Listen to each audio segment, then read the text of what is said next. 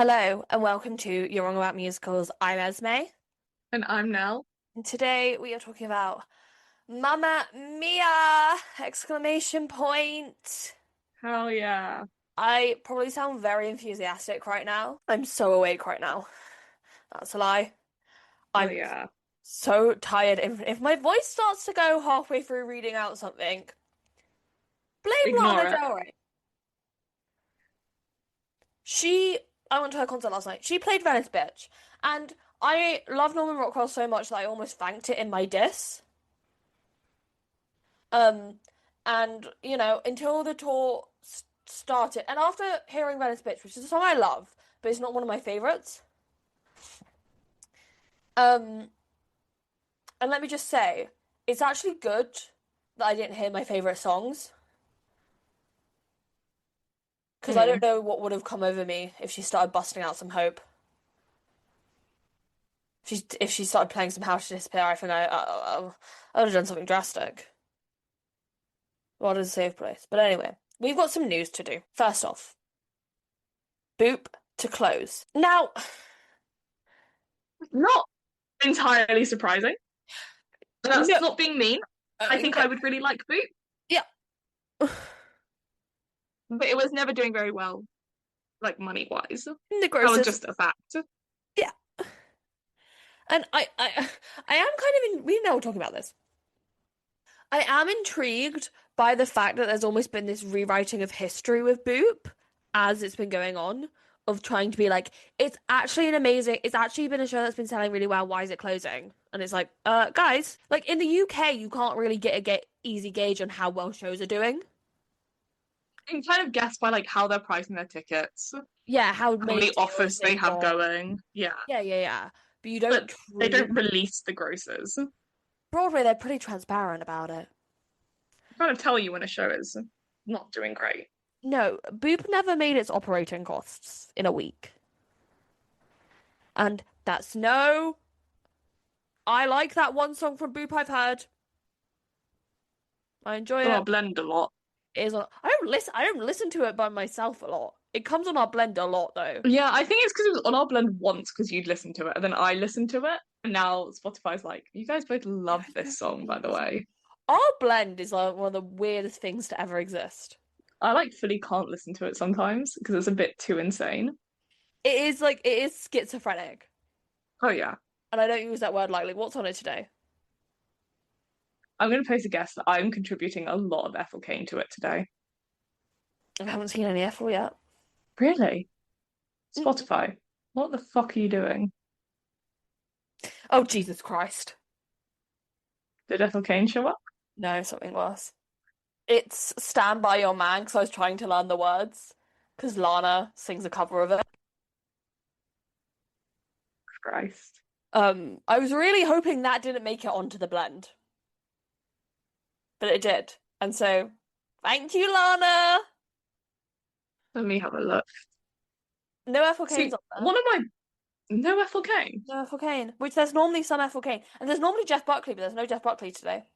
Are you? Oh, it's very pop girly today. It is a pop girly momento. I see. I am contributing Queen, David Bowie, and the Smiths. And I'm A contributing. bandstand. What am I contributing? Renee Rapp, Rachel Chinneriri. I'm not even contributing all the Lana. I know that's not me. Me and my sister's blend is it's always incredible. I am contributing random tracks from the Vita. Yeah, I know.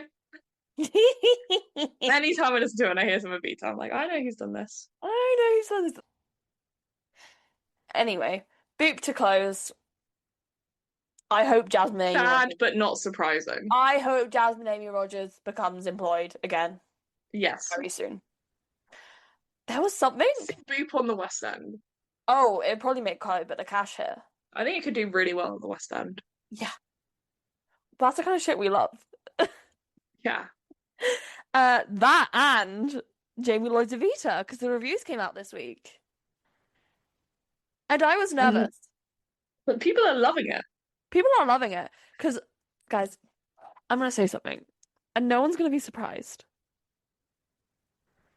But in the time since we last recorded, I have seen Evita again, and me and Nell's coming this time.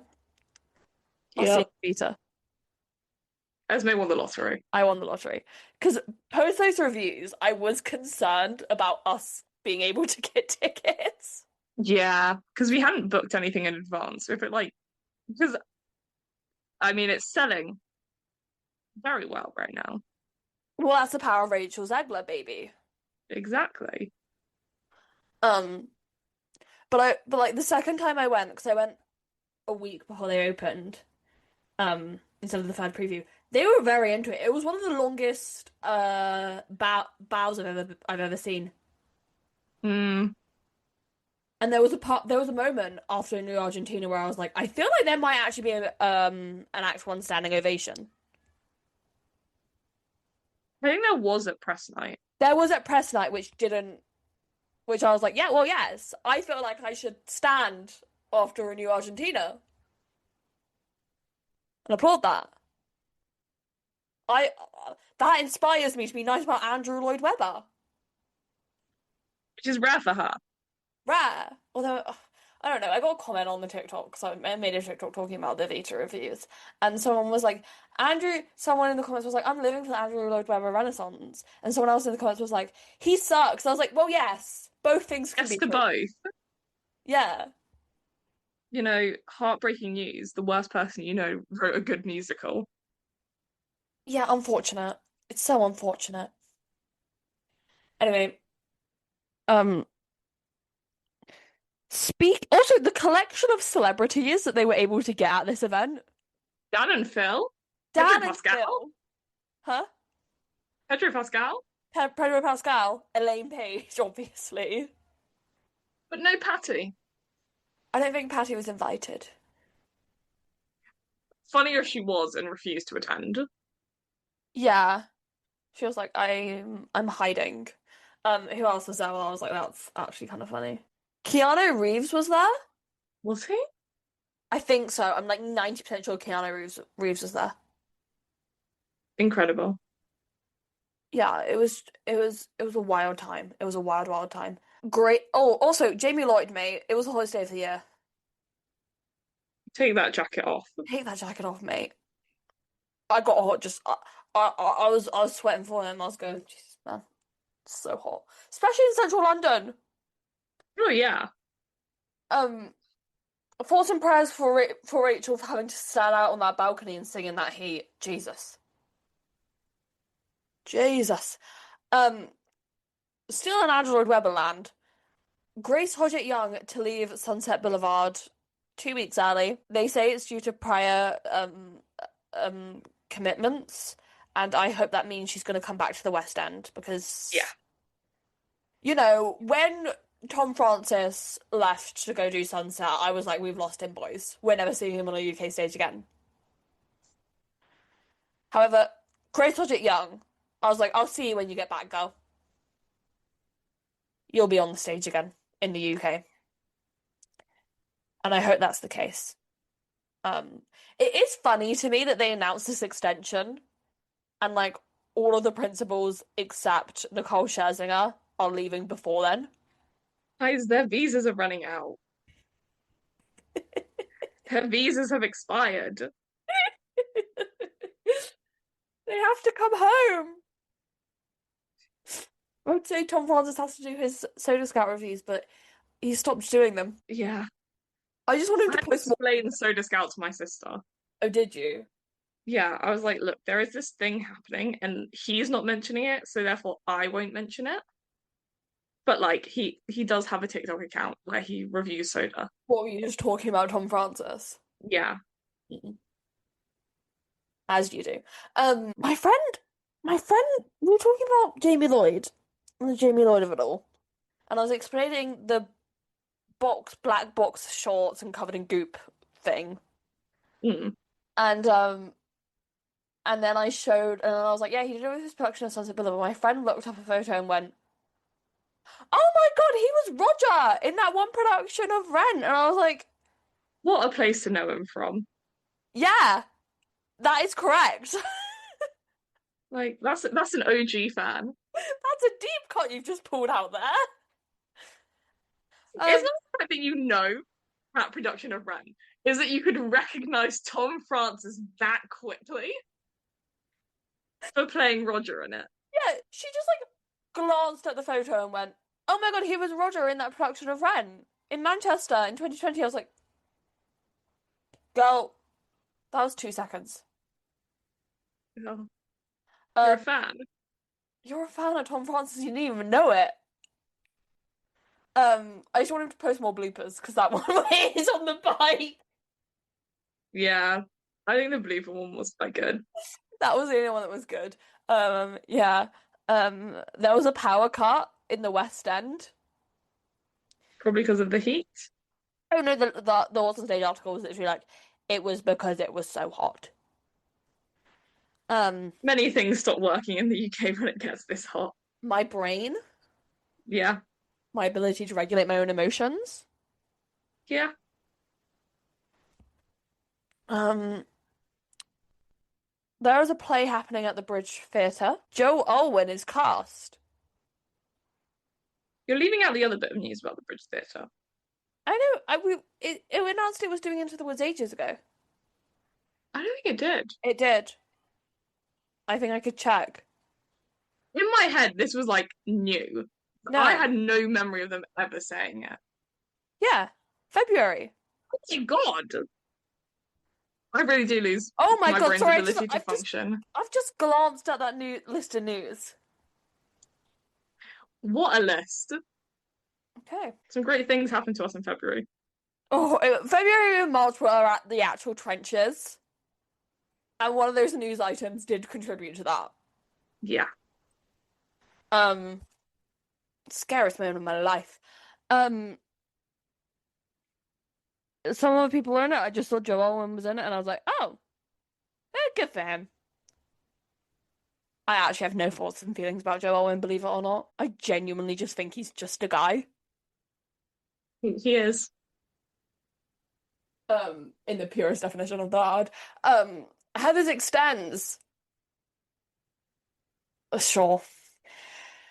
Masquerade has its first sale, and tickets fly off the shelf for their 6 week preview period. Appears to be now, Hmm. and they've released another block of tickets to the surprise of no one. They've also walked back their mask policy. Really? Yeah, so you no longer have to buy your own or buy one from the production. You can get one from the production for free, but you don't get to keep it. Damn. I want to steal a mask from Masquerade, the immersive Phantom of the Opera. That's a joke. I'm not actually going to steal something. We're not even going. We're not even going, especially from Andrew Lloyd Webber, because I respect him too much at the moment, unfortunately. Yeah. Um, If you Hercules, invited us, we wouldn't steal it either. yeah, Andy, if you'd like to invite us, I'm being really I'd nice like about to. you at the moment. I've always been nice about you. Yeah, yeah, yeah, yeah. No, Don't Spirit fact check that. has always been very nice about Andy. Yep. Well, she's read his memoir, your memoir, Andy. I do. It's actually on my shelf. I can look at it right now. Owns a physical copy. How many people have done that? Not enough. It was an interesting read, I'll tell you that. I've started listening to it. Does he narrate it? No, unfortunately not. It's really annoying. Got to the part where he was like, "There's three loves of my life: musical theatre." Sarah Brightman. No, Sarah's not been mentioned yet. We're in the early stages still. Something else and architecture. I was like, oh, for God's sakes. He does love architecture. Architecture. And unfortunately, that really speaks to me and Esme. We often have discussions about whether or not some certain buildings are ugly or pretty. Often that ugly. They're often ugly, but every so often there's a really pretty building. Um, When he's talking when he's a kid, he's like, I used to like design these theaters. yeah, I got to that I part. was like, icon. And he like used to make musicals and then recorded them somewhere that he can't get them off of. The things the world is missing out on. Oh, astounding. Hercules opens and also gets reviews. Not as good as Evita's, No, they is weren't. all I'm gonna say on that. They weren't like set the world on fire. We're gonna sell 100,000 tickets tonight. Reviews, but I don't know. I feel like Disney shows are never insanely well reviewed.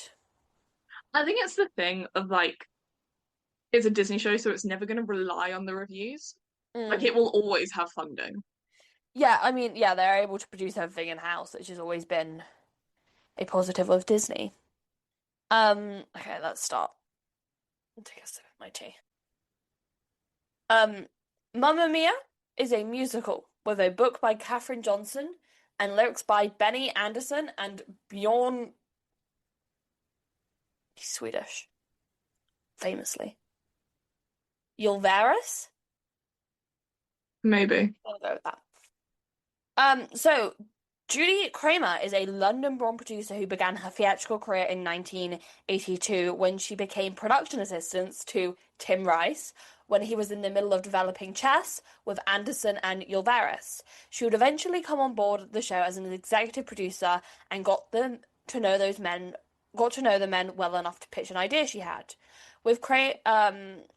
The idea she had was to create a musical using the songs of ABBA. I haven't introduced ABBA because I assume everyone listening knows who ABBA is. Swedish pop group, They won Eurovision, famously. famously, with Kramer feeling like the songs of ABBA told a story. They weren't overly abstract and had a sense of life in the everyday. I wanted to sing The Winner Takes It All at every ex-boyfriend I ever had. Long before I knew the plot, I knew it would be explosive 11 o'clock ballad that sends the audience into ecstasy every night. Well, yes.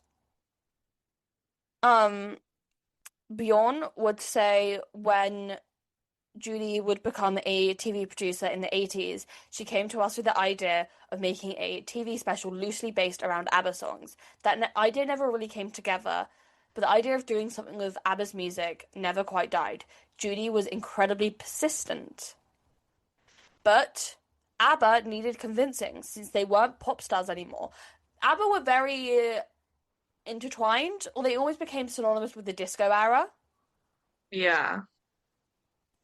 And this is the 80s. So the world has moved on from ABBA when they broke up, and they thought nobody would listen to those songs again. With Bjorn saying, I thought that the radio might play our music every now and again, but perhaps in connection with Eurovision or other disco hits from the 70s.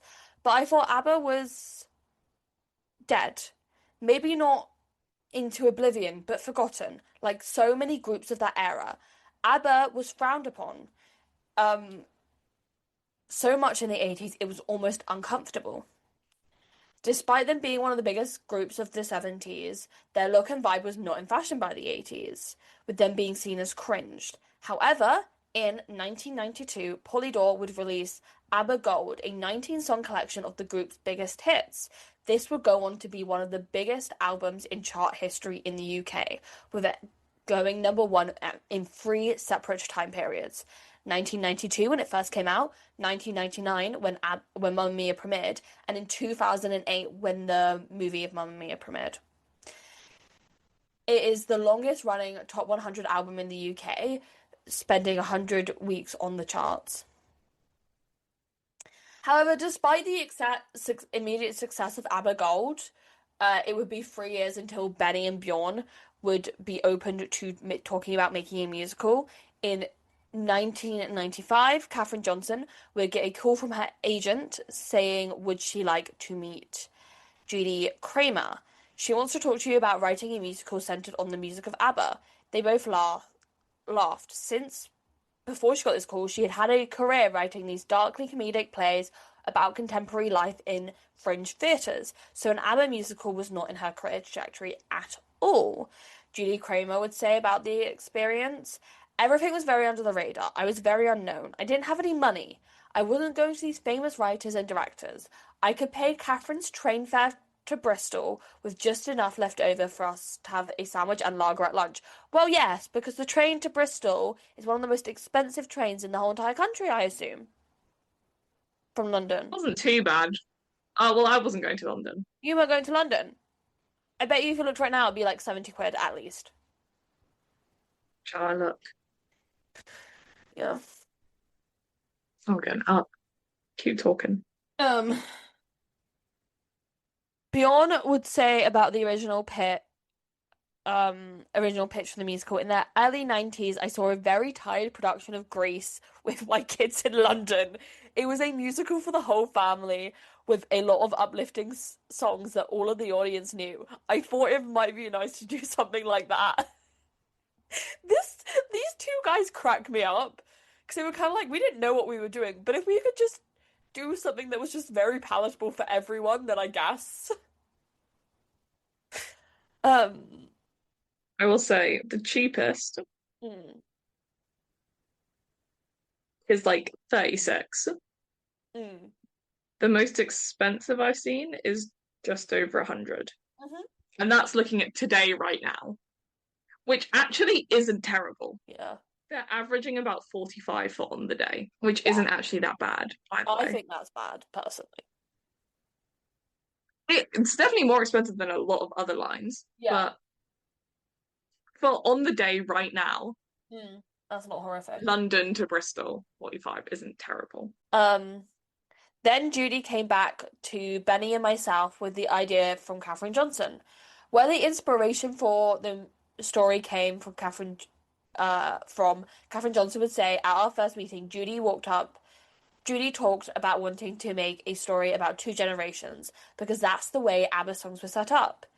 There's the earlier, more youthful songs about falling in love, like Honey Honey, and then the later ones about falling out of love. And we don't want those to be one couple. Judy always knew the winner takes it all was going to be a showstopper, so we thought that that would be the mother's big number when she confronts a long lost love. Also, I'm the single parent of two children. I wanted to write about a single mother and her daughter. Bjorn would say about the generational split that exists within ABBA music, it's only natural because as ABBA matured as a group, they've got more sophisticated and tried to emulate the Beatles as far as daring to take another creative step with each album.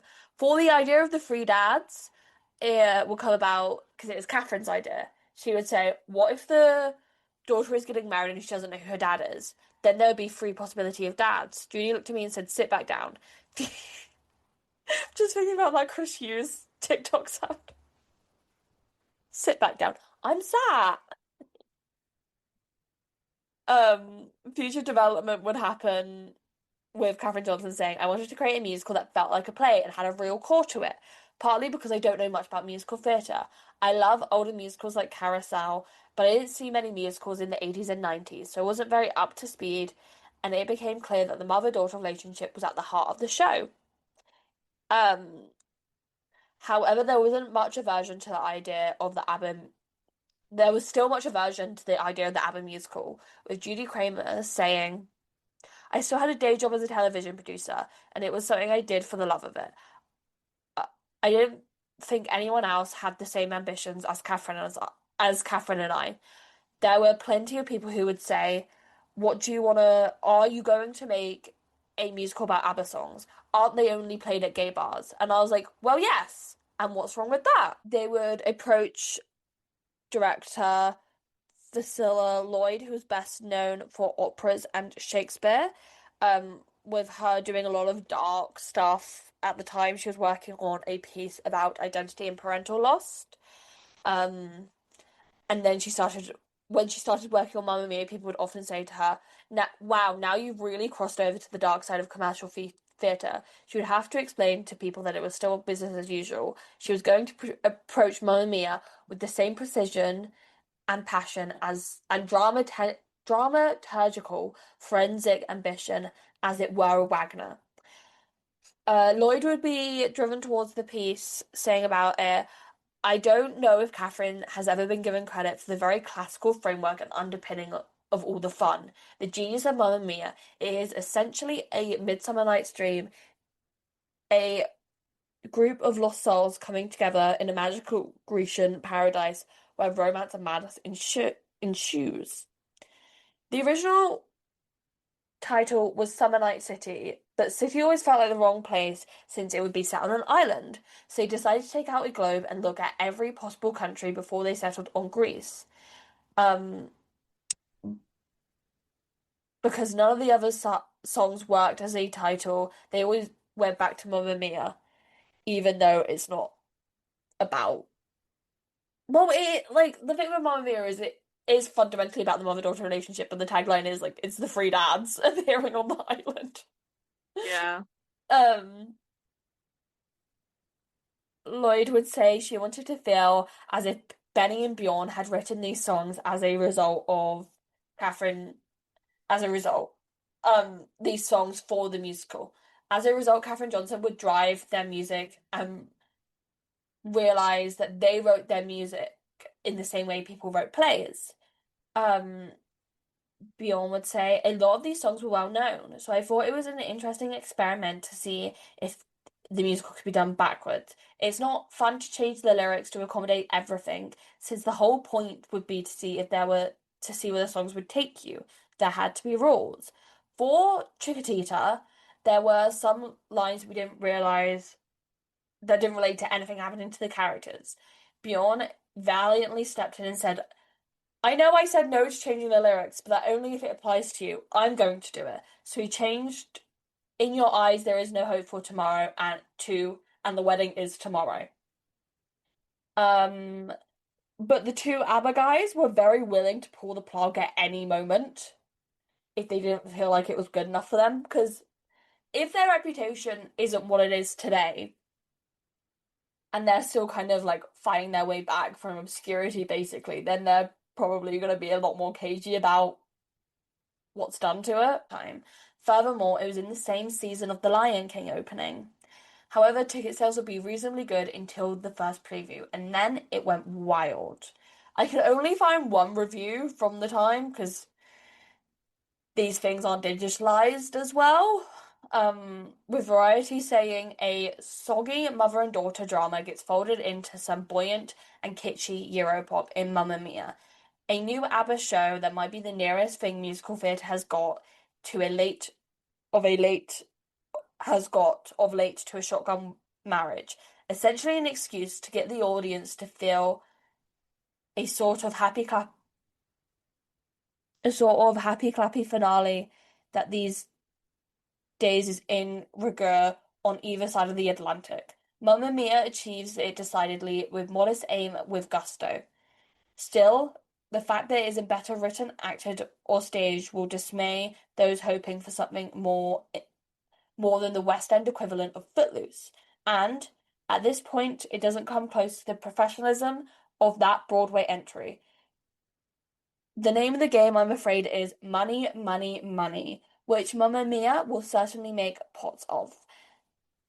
At least as long as the public are willing to grin and bear it. It's 2+ hours when the curtain call gives the crowd license to get up and boogie. So the critics weren't sure on Mamma Mia, which I can understand. Why a serious theatre critic in the 90s might just be like, why are there no insane moving set pieces? Why are we doing discotheque? You know? However, the audiences will go wild for it with um oh apparently I found in the New York Times a quote from the Financial Times saying there is a certain predilections to one which one does not lightly confess. I have now it is joined with basically saying his social life is going to be gone because he actually enjoyed Mamma Mia. He was like, I had a good time, but everyone's going to hate me for it. Fun. Guys, it's Why are normal. you allergic to fun? Are you allergic to hearing some banger ABBA songs sung well in an absolutely nonsense but kind of well written story? There would be lines for unclaimed tickets outside of the Prince Edward Theatre in the West End for hours before curtain time. The British press have reported that scalpers get hundreds of pounds for prime tickets. Um, It would cost 3 million to produce, and it would be made back within 27 weeks, with the box office taking in 500,000 a day. At the Olivier Awards, it would be nominated for Best Actress in a Musical for Siobhan McCarthy, Best Supporting Performance in a Musical for Jenny Galloway and Louise Plowright, and Best Musical. It would only win Best Supporting Performance in a Musical for Jenny Galloway. Um, since it was such a big hit, and we are kind of just coming out of the British invasion, like it's kind of only ended a couple of years ago. There was talks of it going straight to Broadway. However, the ABBA boys were scared since Frank Rich called their chess hell. I read the review. He was literally like, if hell is a place on earth, it is watching chess. I hope everyone's excited for for the new production. Um, with Kramer saying about this, I think almost everyone of a certain age has ABBA Gold and has heard ABBA Gold. And what they've discovered, I think, is true of America, that the younger generation thinks they've just discovered them. So they would try out for Broadway in an alternative route. About a year after they opened in London, they would run in Toronto, then do a US tour, which would play all the big cities, which allowed them to build buzz for the production. They would then go to Broadway with their first preview being scheduled for the 18th of October 2011, with them gaining anywhere, so I've seen two different numbers, 20 to $27 million in advance. And also an important note for Mamma Mia and this time period is The Producers is the biggest show on Broadway. So the musical comedy is very much in. Yeah, And like if you look at the 2000s, the amount of musical comedies and just dumb musicals that won one Tony's or just premiered was insane. it was the golden era. It was a golden era for being dumb on a New York stage and people not hating it. However, 9/11 would happen, as we're all aware. There was a lot of talk about whether or not Mamma Mia would open on time. However, because it was one of the biggest openings of the year, Rudy Giuliani would be invested in trying Oh, to get Broadway. He's such a weird guy. Congrats, New York, on your socialist mayor. I hope you guys also he's get. not won yet. He's He's not won the one. Democratic primary. Well, that's a big deal. I hope you guys get your own version of London, Stan. Yeah, Rudy Giuliani was invested in trying to get Broadway back up and running. Because I think it would bring money back to New York and show normality in the face of terror. It would open on the 18th of October 2001 after 14 previews. Now let's hear what Ben Brantley had to say because it was shocking for the New York Times. It is widely known, if seldom spoken truth, that when the going gets tough, the tough want cupcakes, preferably spongy, cream-filled, and the kind made by a hostess. Actually, instant pudding might do as well. So will peanut butter straight from the jar, just as long as it's consumed. Um, just as long as what's consumed is smooth, sticky, and slightly synthetic tasting, it should have the right calming effect. Transporting to the eater is safe and happy. Transporting to the eater to a safe, happy yesterday that probably never existed. There's much need for solace, and who doesn't that include in New York these days? We'll be glad to hear that the giant singing hostess cupcake opened at the Winter Garden Theatre last night. It is called Mamma Mia, and it is the unlikeliest hit to ever win over the cynical, sentiment-shy New Yorkers. It includes the Winter Garden's long-lived previous tenant, a show about some scrappy cats sung poems by T.S. Eliot.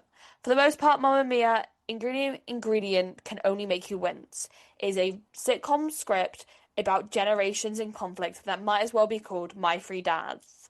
The matching acting, perky, italicized, often brings you back to the house style of the Brady Bunch. The choreography is stuff you could try accident free in your own backyard, and the score consists entirely of pop songs made famous in the disco era by Swedish pop group ABBA. Music that people seldom admit having danced to, much less having sung in their showers, but these elements combined with Al Camino. I know what that word is. Al Camino magic. I know I'm not saying it right, but I don't actually care at this point. I'm so tired. Um, into a theatrical equivalent of a comfort food. Although detached in atmosphere of punchy spontaneity, Mamma Mia is an extremely artful in manufacturing its air of artfulness. The show's writer, Katherine Johnston, has devised a plot that expressly strings together 20 or so ABBA songs, most of them which use the lyrics unaltered. This is not, for the record, your basic original musicals. The songs spring directly from the plot, but with a jolting, self-aware liberal-mindedness.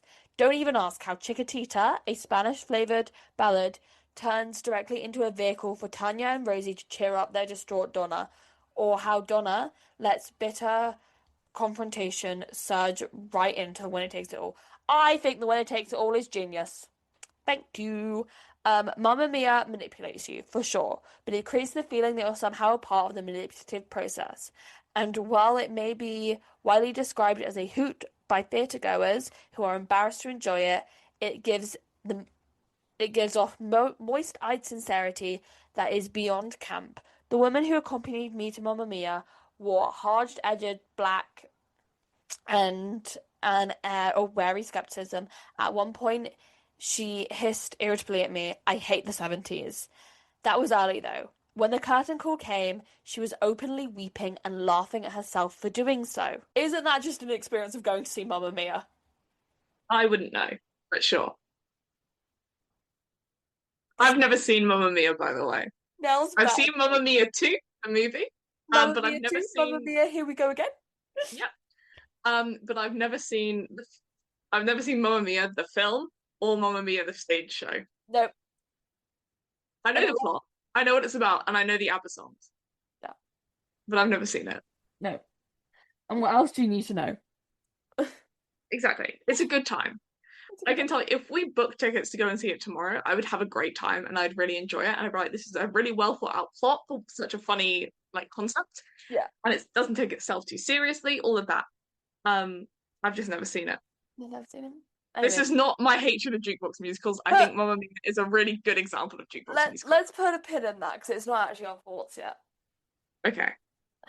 At the Tony Awards, it would be nominated for Best Actress in a Musical for Louise Petrie, Best Featured Actress for Judy Kay, and Best Book of a Musical, Best Orchestrations, and Best Musicals. So, since it was such a big hit, Judy Kramer would be getting calls from studios before opening on Broadway. But a film wasn't on her mind. The plan was to build Mamma Mia, the brand, and cement the success of the show in multiple territories so that she would have bargaining power at the end of it.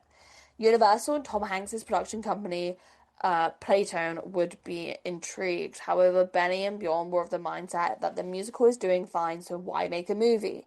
However, after the success of Chicago, that changed, with them being able to breathe, with it being able to breathe a second wind into the stage productions. The director and book writer would return for the movie.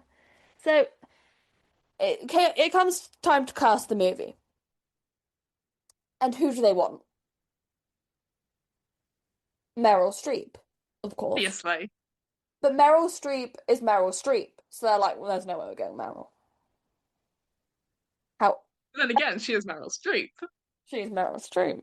However,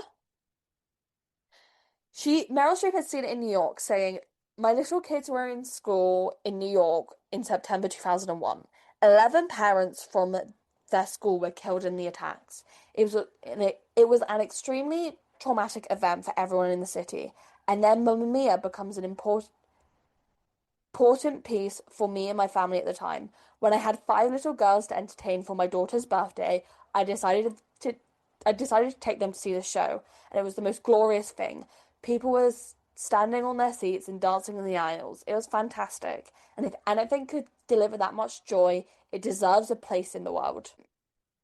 So Judy Kramer just like called up Meryl Streep's agent and was like, "Hey Meryl, do you want to do it? Can you ask Meryl Streep if she wants to do it?" And then her agent almost didn't tell her about it. She was like, "Oh, the people from Mama," her agent was like, "The people from Mamma Mia want you. I'll let them know you pass." And she went, "No, I want to do that. Let me at it." I love her so much. Meryl Streep, woman of the people. Um, for Sophie, they would audition many, many people. Some being theatre actresses, Tammy Blanchard, Celia Keenan-Bolger. And then looking at a list of girls in LA, Amy Adams, Brittany Murphy, Busy Phillips, Evan Rachel Wood, Jessica Biel, Kirsten Dunst, Leighton Meester, I can never say her name right, Mandy Moore, Zoe Deschanel. But then they would eventually cast rising star Amanda Seyfried. They would do a 16-week shoot with only four of them being in location in Greece, with the rest being filmed in London. They would source pieces for the set in Greece and ship it back to London so it looked authentic. And let me tell you, I thought that entire movie was filmed in Greece because it really looks like a Greek island all the way through. All the way through. Then they would go to Greece for 4 weeks and basically just spend the entire time drunk. And isn't that the way to make Mamma Mia? Just a little Oh bit yeah. tipsy. They would wrap filming in October 2007 with a release set for summer 2008. When it was time for the test screening, the chief marketing executive, marketing officer would say, "You just had a goosebumpy feeling that everyone in the theatre was having a great time at the first test screening." Universal slated Mamma Mia for release on the 18th of July 2008 in the US. The studio had high hopes for the splashy movie musical, but even higher hopes for its more costly film of the summer slate, The Incredible Hulk and Hellboy 2. Regardless of how well Kramer and her team thought Mamma Mia would do, nobody anticipated a number one opening, especially after the studio decided to release a little film called The Dark Knight. Do you remember, like, everyone being like, because this is kind of where Barbenheimer started, because everyone was like, oh, like 10 years ago, it was Mamma Mia versus The Dark The Knight, and Dark now it's Knight. Barbie versus Oppenheimer. Sometimes you see the marketing material for musicals and you get the sense that the studio is trying to fool the audience into thinking that there won't be much singing. Yeah, I swear there was a movie musical trailer that came out that there was like no singing in like last year. And everyone was like, it's a goddamn musical. Oh, Mean Mm. Girls. Oh yeah. So it just looked like a really shitty remake. But people knew what Mamma Mia was, so there wasn't much point in trying to disguise it. So the Hollywood Reporter would love it. They would say, no matter how many blockbusters in there are, Universal Screen's version of the global hit stage musical Mamma Mia is the most fun to be had at the movies at this or any other recent summer. Teenage boys will be glued to the latest action adventure, but the rest of the family will be having a rollickingly good time dancing in the aisles to the Swedish pop group ABBA and its irresistible songs. It is a delightful piece of filmmaking with a marvelous cast topped by Meryl Streep in one of her smartest and most entertaining performances ever. Speak on it. Speak on it. The New Yorker would not be so happy. They would call it the legal definition of torture.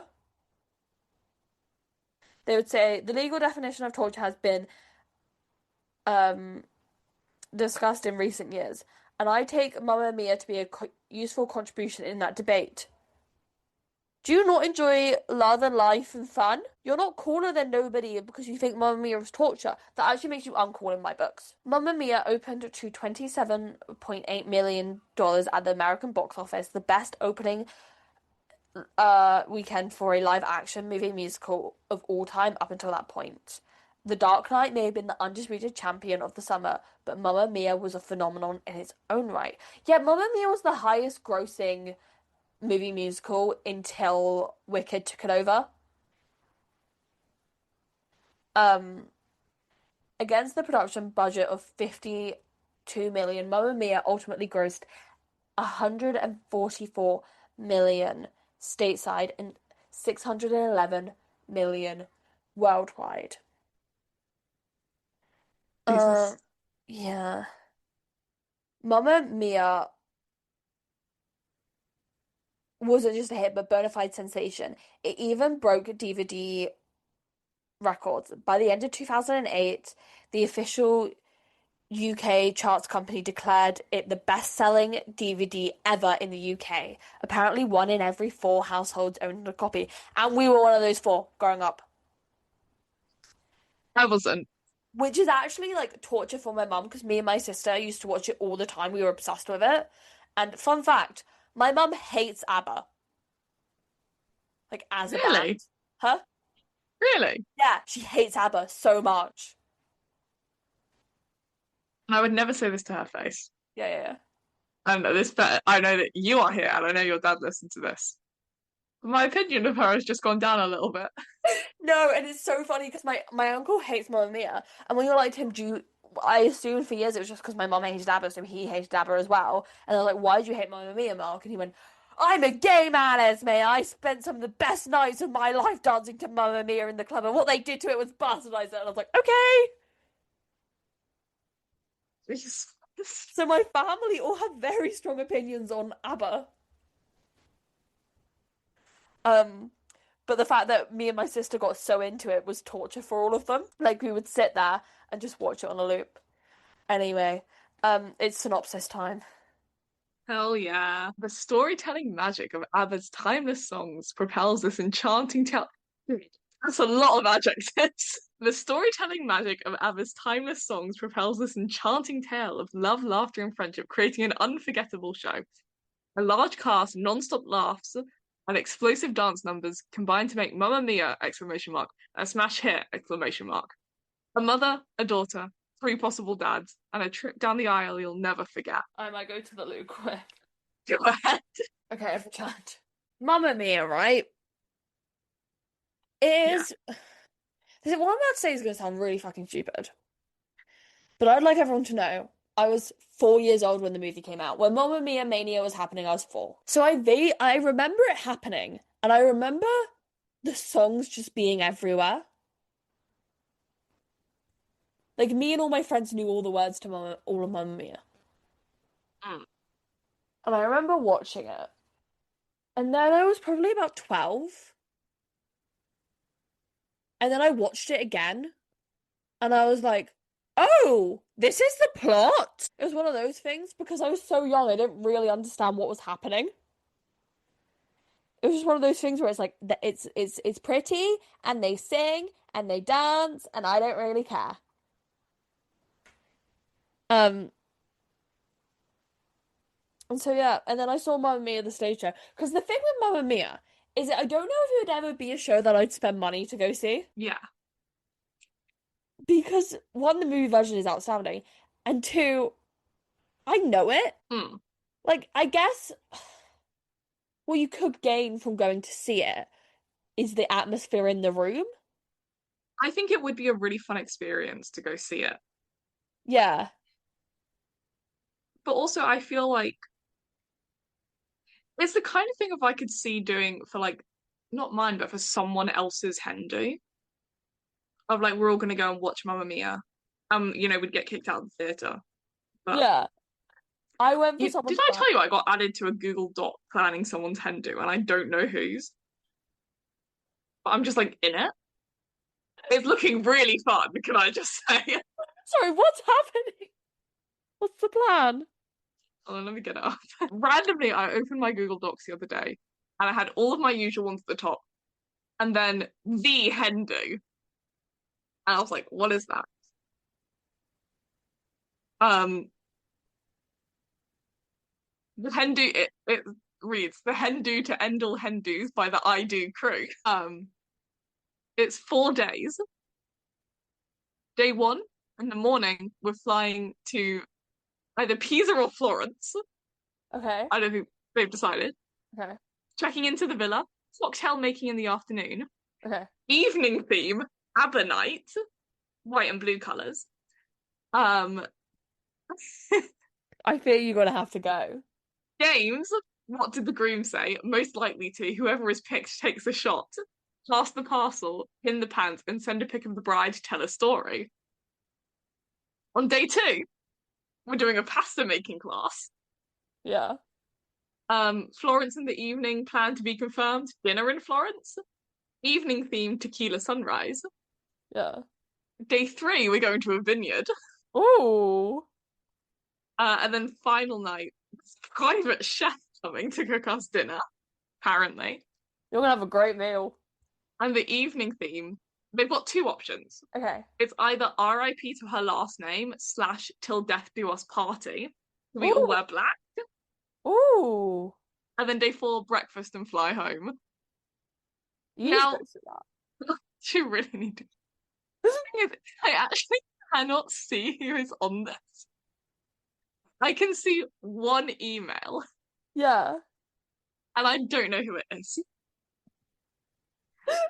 Also, you're like, do you know anyone who's even getting married? No, I'd say I'd be unless surprised. someone is getting married and they haven't told me, and this is how I'm finding out. Really, do you know who'd be getting married though? No one. That's the thing. Oh, like one person, but I would know. They would tell me. Who? Just because they've been in a Okay. relationship for like 5 years. And also, I don't think their Hindu would be like that. No, I feel like their Hindu would be a little bit different. And But you girls, also, I'm not. The second they start putting links on there, they've got a section for links. I might be looking. Can you imagine if you're booking your Hindu and just some random girl shows up and saying, I was on the dock. And I thought it'd be oh, really, I was on the sounded really dock, sorry, fun, guys. invited. I just assumed I was invited. I don't know, but it sounds really fun. So let's all have fun. Send a pic of the bride. Here's my picture of the Google Doc where I was first introduced to the bride. What's your name, by the way? What's the bride's name? Quick question. Question. Who is this for? Down to come. Who's this for? Can you edit the doc? I think I can, yeah. I'm not That's going to. so fun. No, don't. But that's Discussion. Hey guys. Really excited for this. It all sounds great. Quick question. who are you? Who are you guys? Yeah, I think showing up will cause no issues. Yeah. Anyway, I mean, even that, not to bring this back to the musicals podcast.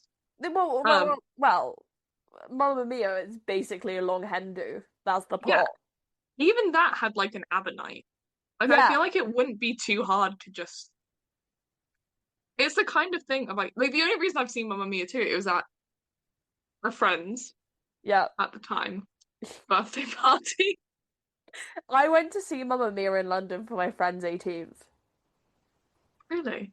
Yeah, for you won't mind me saying this, Toby's 18th. We went to go see Mamma Mia. Can I tell you whose friend's birthday party I saw Mamma Mia too at? I'm gonna cut this, but was it Zoe? It was Zoe, yeah. I think I knew it was Zoe. When you started making a sound, I was like, were you there? No, no, I was not there. I think we also watched Dirty Dancing. That's a film I've seen once when I had a fever. It's a pretty good film. It The was, abortion bit does come a bit out of left field if you're not expecting it, but and I was not. Um, I think Mamma Mia has done a. I feel like I've been wondering why it's been running for as long as it is and why it sells so well in London. yeah. And I feel like we've just kind of answered that question. Yeah. I think it is just fun. It's really fun, and people know it's gonna be fun, if that makes sense. Yeah. And in a weird way, I think the musical that I would compare it to the most, Mm. and I mean, this isn't even really a musical, and it's also going to be really weird as a comparison point. I'd say Titanic. Well, yes. Well, yes. It's really smart, Yeah, But it's also part of the reason it's so smart it's is because because it doesn't take itself too seriously. it's so dumb.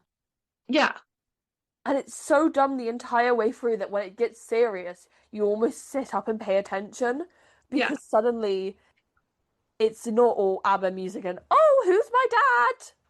I mean, it is still ABBA music, but it's It's sad. it's slipping through my fingers, which is a gut-wrenching song. Yeah, And then the winner takes it all, which when performed with that much might is insane to witness. yeah.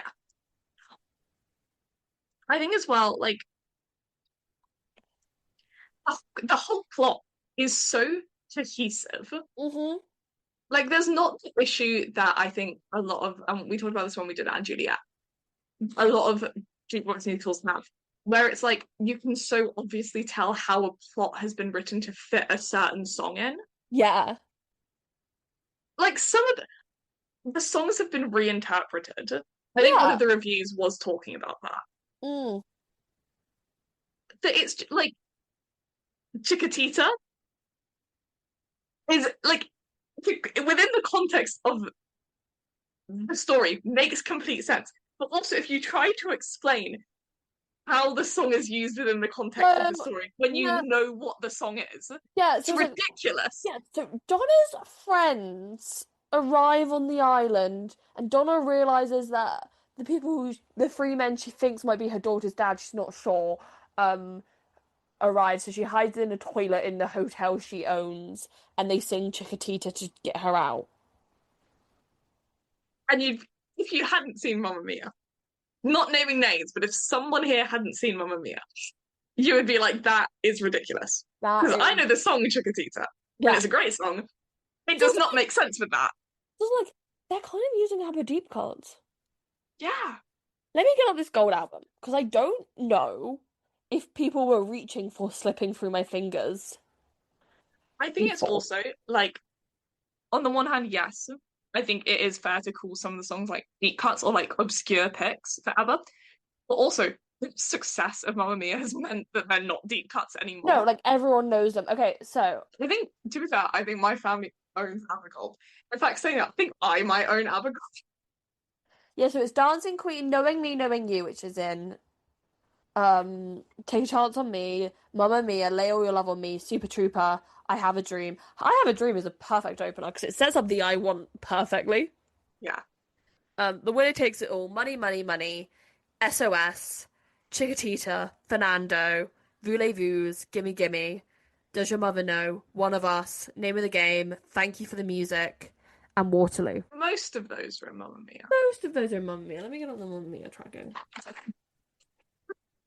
I think, like, the thing with Mamma Mia is that kind of the first thing, before you're even like in the theatre, before you know anything about it, is it's them going, by the way, this is an ABBA musical. It's not about ABBA, Yeah, but it is entirely using ABBA songs. You have to understand that. yeah. Now you can watch the show. Now you can watch it. Like, come to terms with that. Now you can watch it. Go and get a fruity little cocktail at the bar Yep. and Pre-game, sit. pre-game at Bottomless Brunch. Go and have some bottomless brunch. Get another cocktail at the bar. Get the whole hen do together and go and watch Mamma Mia. Go and watch Mamma Mia, and you'll have a great time because ABBA songs slap.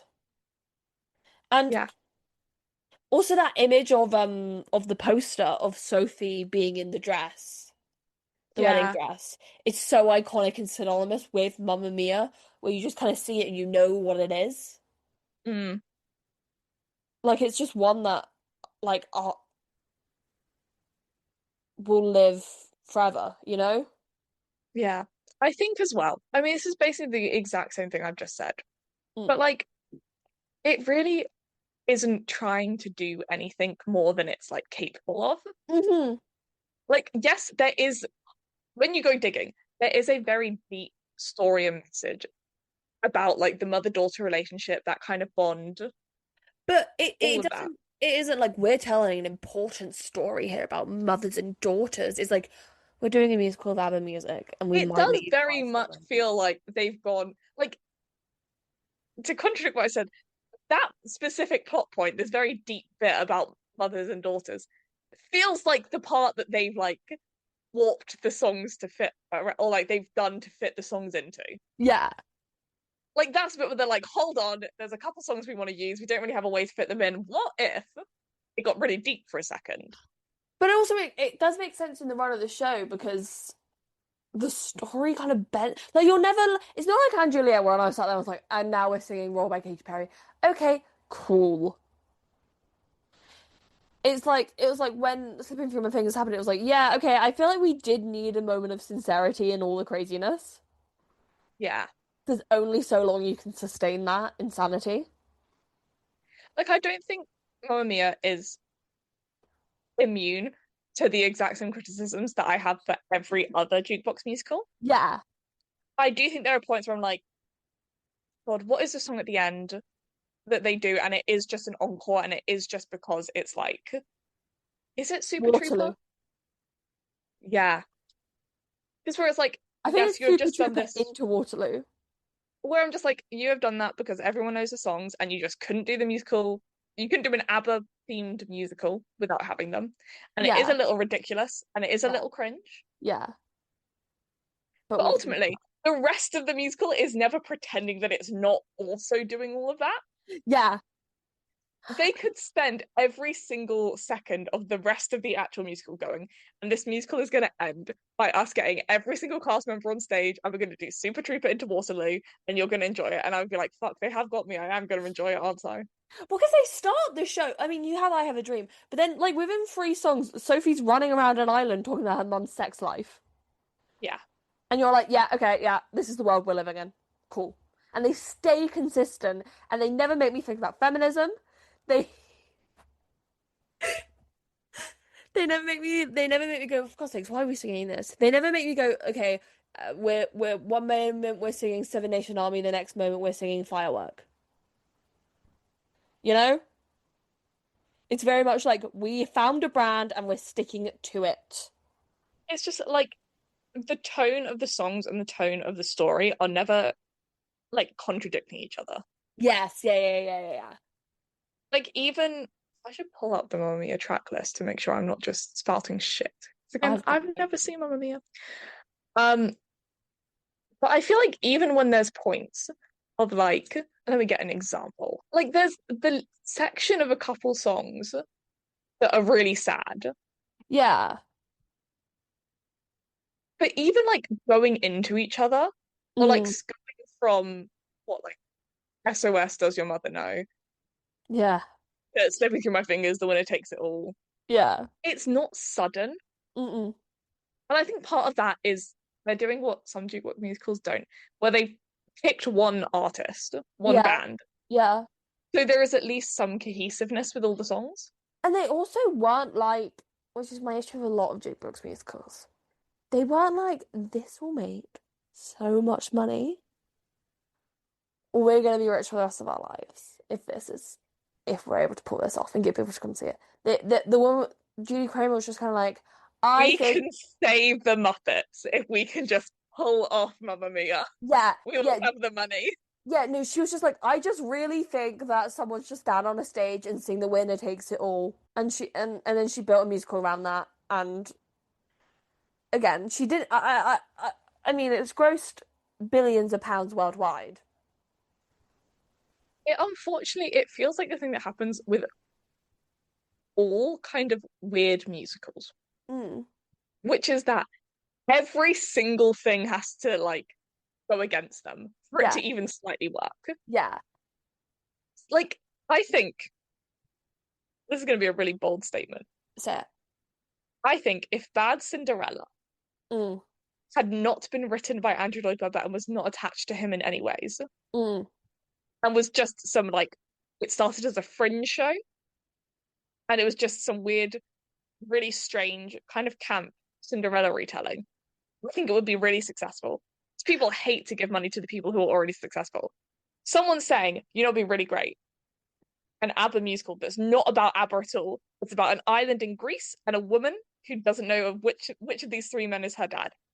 And everyone goes, that's completely ridiculous. That's stupid. We're not going to fund this. The public goes, we fucking love an underdog.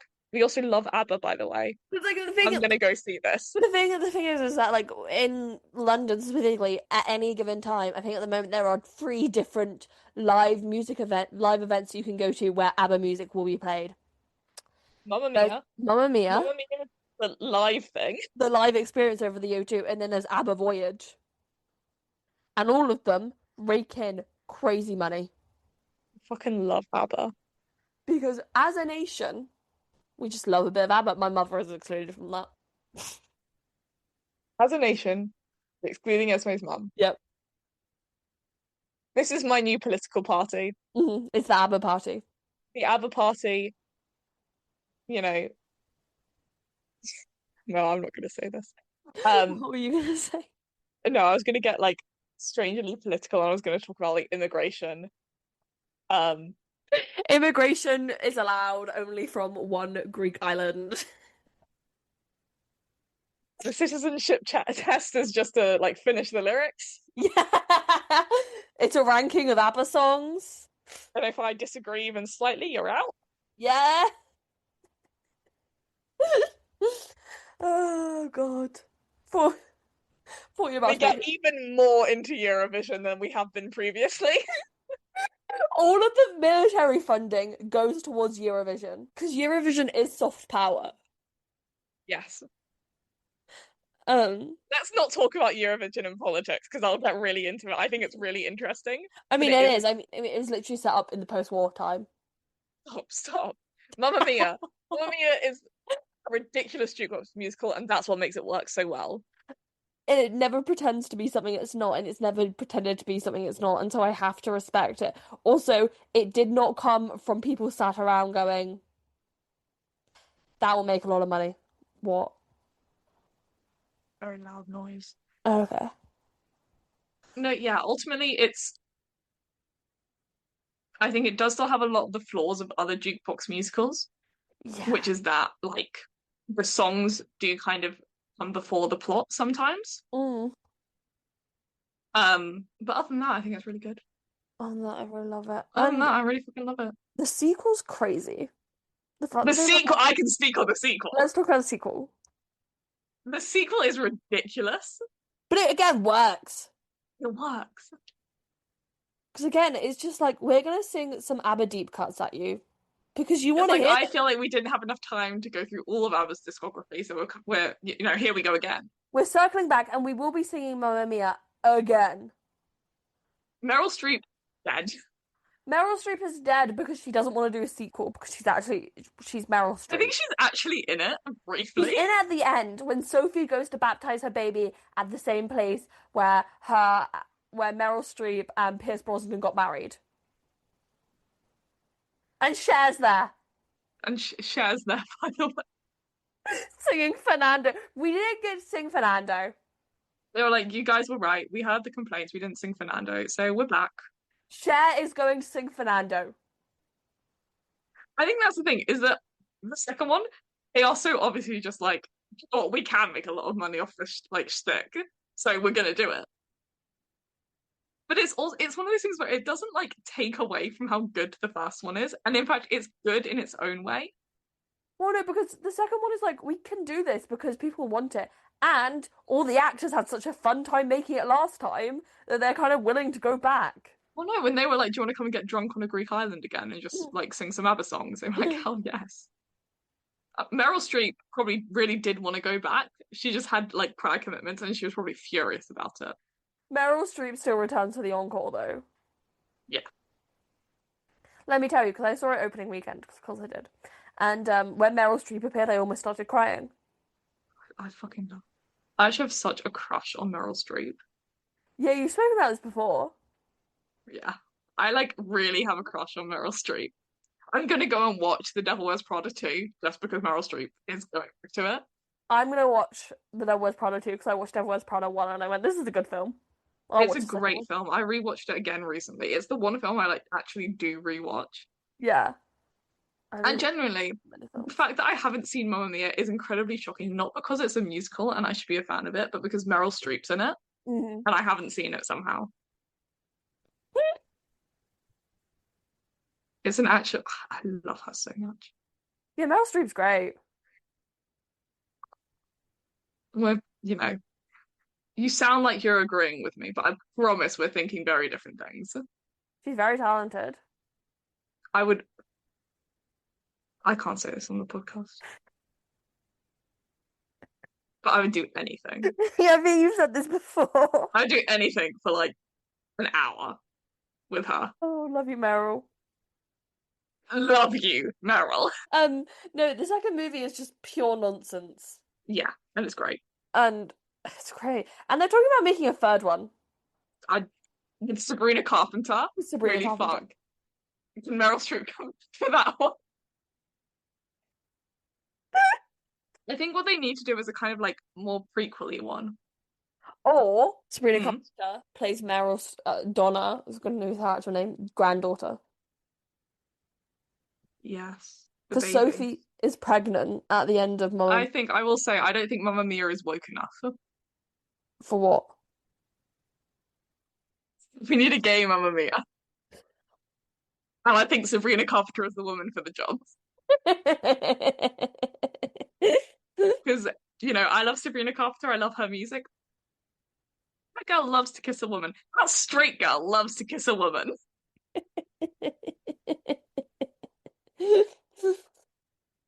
Oh yeah, the Taste music video. Huh. Um, maybe Mamma Mia is woke enough.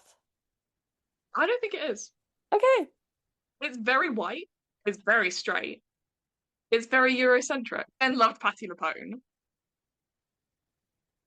That doesn't make her woke.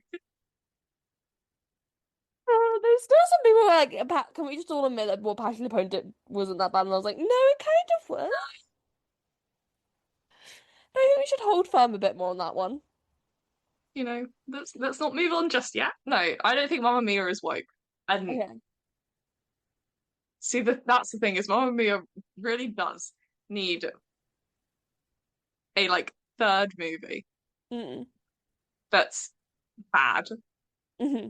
Not because it's bad the way the second one is, where it's like this is so obviously a money grab. It Yeah. needs to be bad in the way that when they're like, guys, we realize we're not quite woke enough. We could be woker. And it's bad where they're trying to be too diverse. Yeah. This is gonna sound so bad. We need DEI, Mamma Mia. We need DEI, Mamma Mia. Mama DEI. I think I'm too tired for this conversation. What would it be called? Because Here We Go Again is like the perfect title. Mamma Mia, here we go again. Mamma Mia, here we go again. Here we go again. Here we really go again. No, I'm gonna get out the lyrics to Mamma Mia. My, just how much I've missed you. That's a contender. That's a contender. Mamma Mia does it show again. What does that even mean? Mamma Mia, just how much I missed you. Yeah. To be fair, Mamma Mia, why did I ever let you go? Oh, that's good. That's And it's about someone trying to leave the island. because they realize it's not woke. They need to make it in the big city. Where are they gonna go that's woke though? Sweden! Sabrina Carpenter is Donna's grandchild. Yeah. And she's like, I was raised on these songs.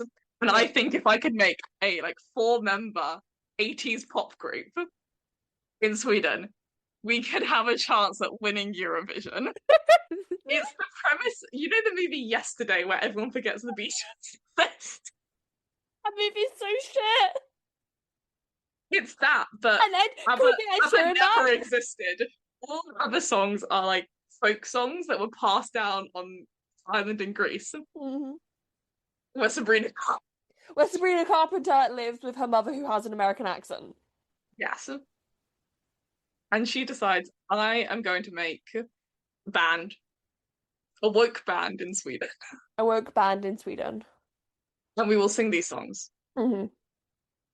Now, how will we come up with the name? That their initials could spell out ABBA. Hell yeah, I think Ed Sheeran should be in this because he's in Yesterday, yeah. obviously. Ed Sheeran should be in it. I think Taylor Swift should be in it. Obviously, Meryl Streep. Meryl Streep should like peer to Sabrina Carpenter as like visions. That's like God. Yeah. Sabrina's in the studio. She's like, fuck, I need to write a song for my brand new band, ABBA.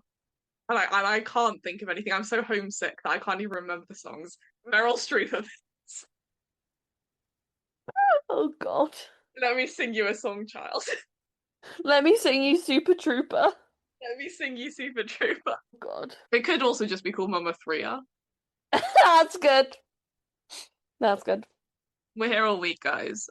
We are here all week. Um, except we're not. Except we're not. Except we're not because we're busy. We will be at Avita this week. We will be at Evie. Rachel Zegler should be in it. Rachel Zegler would be the other woman in ABBA. Yes! Woke. Because woke. Because Um, woke. because woke. Rachel Two Zegler women. is in ABBA. There were two women in ABBA originally. Well, ABBA don't exist in this universe.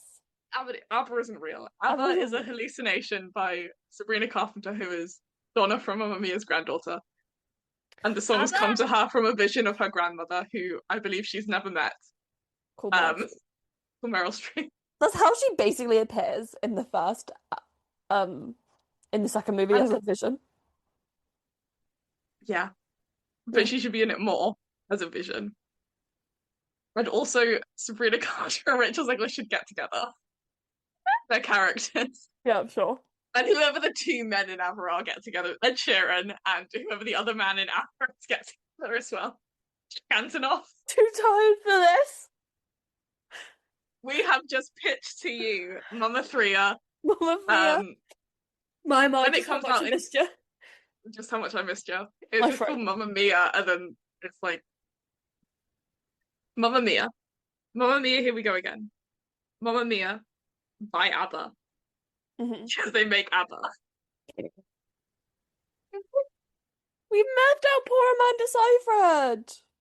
No, she's in it. Okay, what's she doing? Obviously. Well, she's Sabrina Carpenter's mother. Yeah, but like, has she got a plot?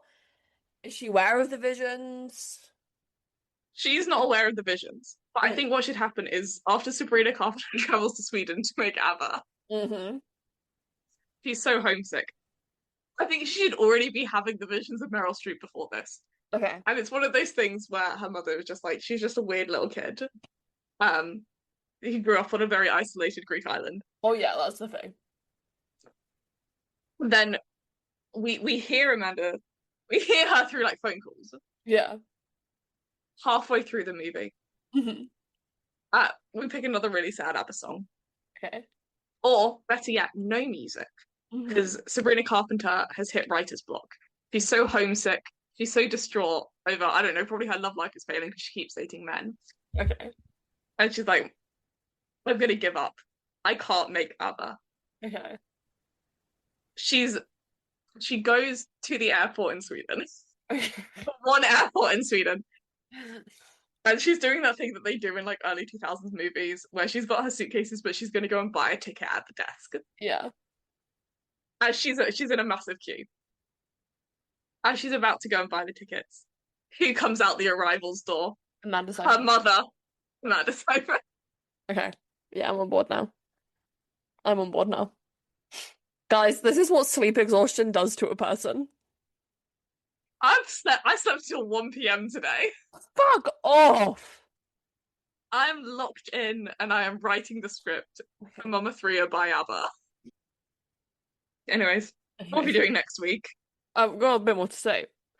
Mama would close at the Broadhurst Theatre, so it transfer from the Winter Garden to the Broadhurst for like its final year of running in 2015. It continues to run at the Novello because it's also bounced around West End theatres. It's got a sequel in the works, which we've discussed. Sabrina Carpenter's apparently attached. Nell's given her pitch.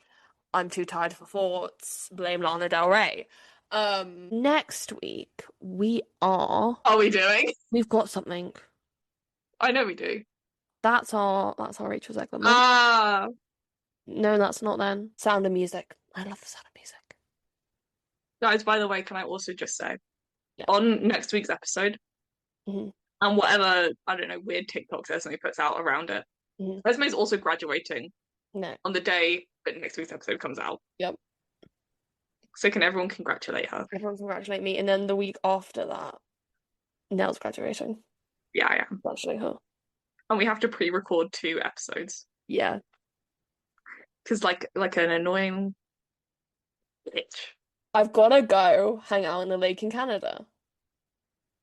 Could It's called something really stupid and I'm yeah. obsessed. And the listing had a live, laugh, love sign with its own picture. Its own picture. It's But gonna yeah. be really fun. Or what were you gonna say about whatever around whatever between this week and next week and whatever TikToks I put out? Oh, just congratulate Esme on her graduation. Oh, yeah. We're also gonna next time we talk, we would have both seen Evita. Yeah, we will have. That'll be really fun. I love it so much. I do think a part of me loving it though is it just does that thing that I like when it happens in theatre, Yeah. you know? So I'm there going, yes, Yes. great time for me. Anyway, speak to you guys next week for the sound and music. I get to talk about Austria, a place which I have no feelings about.